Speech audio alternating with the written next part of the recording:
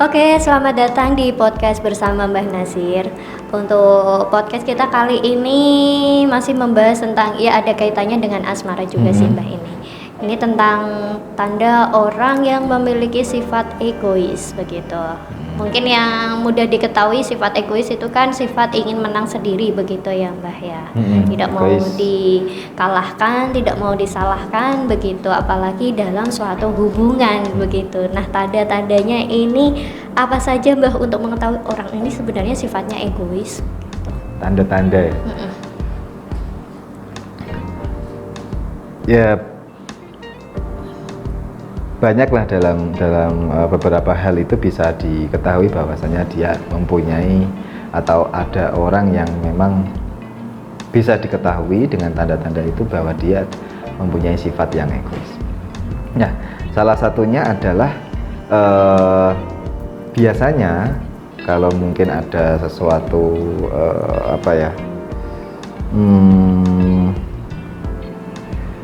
perbincangan atau ada suatu acara yang kumpul-kumpul bareng sama teman, nah dia itu lebih dominan, dia pingin menjadi orang yang paling berperan di lingkup itu. Nah itu biasanya satu tanda dimana dia mempunyai sifat egois. Kalau orang yang sudah pingin mempunyai peran di situ, berarti dia tidak ingin diremehkan orang lain, dia tidak ingin seperti terkucilkan, dia ingin yang menjadi pemeran di situ. Ya, berarti kan dia mengambil peran-peran orang lain, seakan-akan seperti. Nah itu kenapa bisa dinamakan egois, padahal di situ bukan forum untuk bicara terus kemudian satu, maksudnya seperti itu. Nah itu mengambil peran. Untuk yang pertama ya. Yang pertama. Nah, yang kedua itu biasanya orang yang punya sifat egois itu tidak peduli dengan orang lain. Entah itu masalah pendapat, entah itu orang lain itu butuh bantuan, dia pun tahu ada di situ misalnya. Dia tidak peduli dengan orang lain gitu. Nah, itu kan sudah sangat terlihat ya kalau orang itu punya sifat egois. Ya udah kamu, aku gitu ya. Gitu ya. Nah itu poin yang kedua. Nah terus poin yang selanjutnya juga dia punya sifat pingin dinomorsatukan, ya, dipingin dinomorsatukan dalam segala hal. Ya.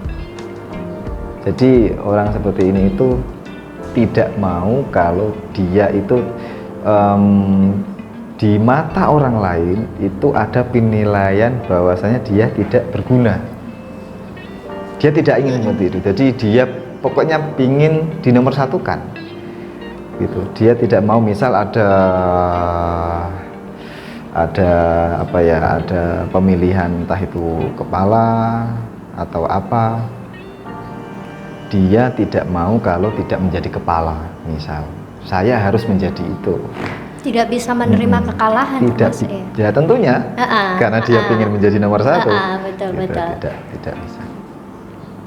Orang yang seperti itu memang tentunya tetap emosinya tinggi, gitu. Egois, karena dia egois, agak kaku memang. Nah ada juga biasanya bisa diketahui kalau dia punya sifat egois itu gini. Dia akan baik ketika ada maunya. Dia tiba-tiba menjadi baik ketika ada maunya gitu. Gitu. Mungkin ya yang mungkin biasanya dia sangat cuek, tidak peduli dengan orang lain. Nah, itu ketika dia ada maunya, dia akan sangat baik pada orang lain gitu. Nah itu bisa dijadikan ciri-ciri. Nanti kalau ketemu orang yang seperti itu bisa jadi orang itu memiliki sifat egois gitu. Terus kemudian biasanya juga ini salah satu poin juga, orang yang seperti itu tuh tidak mudah berbagi ya, atau memberi ya. Karena ya itu tadi ya Mbah, dia lebih mementingkan dirinya sendiri. Jadi untuk berbagi pun ya, untuk masalah berbagi atau memberi itu seakan apa ya, ya menjadikan dia itu agak gimana gitu, bukan menjadi dirinya sendiri. Nah, itu satu tanda bahwa dia punya sifat egois. Ketika sewajarnya orang, atau kalau orang itu misal ada, harusnya ini ada orang yang perlu dibantu, ada orang yang perlu diberi, misal yang mana memang di situ dia pun juga punya andil seharusnya, tapi dia nggak mau. Tidak, nggak mau Begitu. ikut andil begitu. Nah, Ada ciri yang lain lagi mungkin? ya ada juga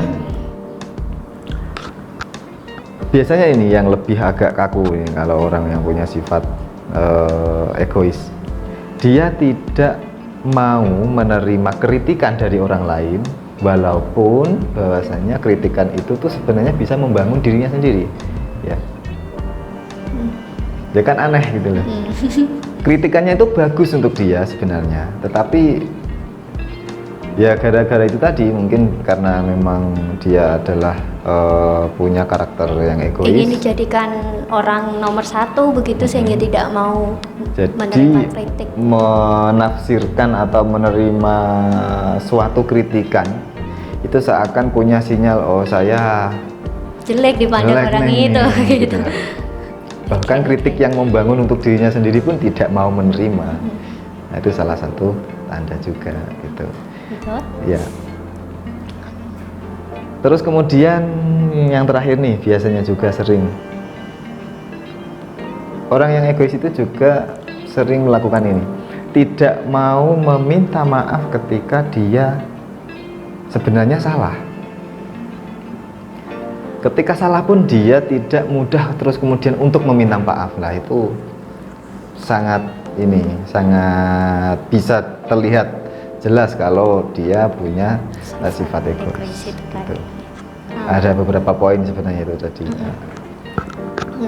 Nah, kalau untuk menghadapi orang yang seperti ini, bahkan ya jelas kalau kita menghadapi orang-orang seperti ini kan menimbulkan rasa jengkel juga, gondok gitulah di dalam hati. Nah, untuk menghadapi orang seperti ini, selain memang harus sabar begitu, Mbak. Ya harus cerdas sebenarnya. Harus cerdas, harus ya pintar membangun suasana, atau untuk ini ya, supaya tidak terus kemudian mungkin kalau ada pertemuan banyak terus kemudian ada orang yang seperti itu, supaya tidak, suasana itu tidak terus kemudian mati atau tidak hidup gitu loh. Kalau memang kalau perlu malah ini kasih juga misal dia ingin menjadi orang yang berperan, nah ikutlah andil menjadi orang yang ingin berperan juga, supaya dia tahu, oh ada orang yang seperti saya juga gitu. Padahal itu hanya sekedar ya supaya dia paham saja kalau hal yang seperti itu tidak perlu dilakukan. Baik. Dia perlu pembelajaran itu juga. untuk menghadapi orang yang egois ya, selain memang harus sabar ya memang harus cerdas. Kalau memang dia sudah tahu sifat wataknya seperti itu ya paling tidak kita harus bisa cerminan untuk diri kita lah, begitu ya Mbak ya. Kalau memang seperti itu termasuk sifat egois ya jangan mengikuti seperti itu begitu. Ada yang mau ditambahkan lagi Mbak mengenai sifat egois? Ya kalau untuk tambahan sih sebenarnya bukan tambahan ya, kalau untuk melengkapi ini tuh bisa jadi. ya saran saya, jadilah orang yang ini bijaksana. Jadi ketika kita kan nggak bisa hidup sendiri ya, maksud saya kita harus bisa menerima semua karakter atau semua sifat-sifat orang yang akan bertemu dengan kita gitu. Jadi kita harus benar-benar bijaksana, kita harus bisa sefleksibel mungkin, termasuk menjadi cerdas, sabar, dan juga pintar menempatkan diri kita di mana, seperti itu ya. Kita harus belajar menjadi lebih baik, lebih bijaksana, dan jangan egois yang seperti tadi, yang mana malah tidak menjadikan kemaslahatan untuk bersama, tapi merugikan kan gitu. Betul. Terima kasih Mbak Nasir untuk wawasannya kali ini. Sampai jumpa di podcast berikutnya.